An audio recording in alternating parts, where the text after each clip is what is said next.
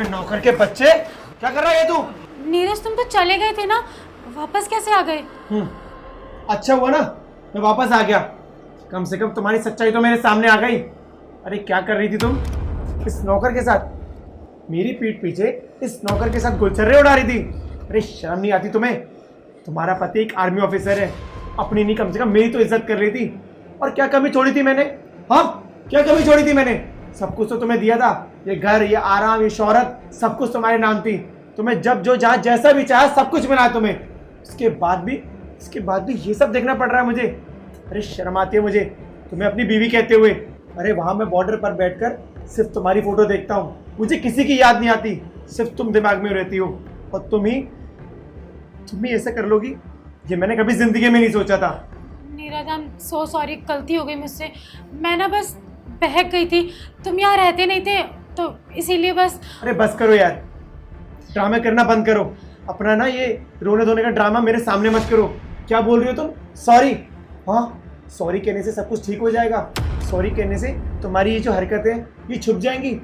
चलो मैंने मान लिया कि आज मैं तुम्हें माफ़ भी कर देता हूँ, लेकिन बाद में जब मैं जाऊँगा फिर इसकी क्या गारंटी कि तुम ये फिर से नहीं करोगी?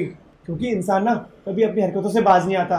आज नहीं तो कल तुम ये फिर से करोगी, और मैं बिल्कुल नहीं चाहता हूँ कि ये चीज़ मैं बार बार देखूँ। मैं तुमसे हाथ जोड़कर बोल रहा हूँ, प्लीज़ निकल जाओ मेरे घर से, वरना बहुत बुरा होगा। नीरज देखो, जस्ट शट अप, मुझे अब और कुछ नहीं सुनना। मैंने कहा निकलो तो निकलो। और तू सिर्फ थाली में खा रहा है, उसी में छेद कर रहा है।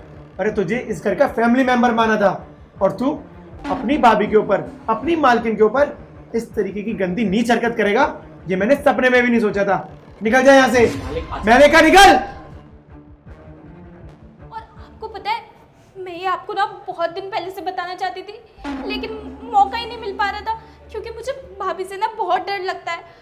वो नौकर को भी अपने काबू में रखती है। और आपको पता है, मैंने उन दोनों को ना आपके बेडरूम में जाते हुए देखा है, वो भी एक दिन नहीं, डेली।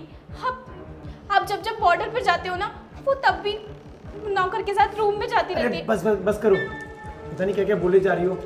तुम पागल हो गई हो, मुझे लगता है ना तुम्हारा दिमाग खराब हो गया है। तुम्हें मालूम है कितना प्यार करती है रोशनी मुझसे? अरे 6-6 महीने 7 साल भर तक मैं बाहर रहता हूँ, इसके बाद भी वो मेरे इतना इंतज़ार करती है। उसकी आंखों में प्यार दिखता है मेरे लिए, और तुम न जाने कैसी बकवास बातें कर रही हो। और एक बात बताओ, तुम्हारे पास प्रूफ क्या है कि तुम्हारी भाभी गलत है या वो कैरेक्टरलेस है?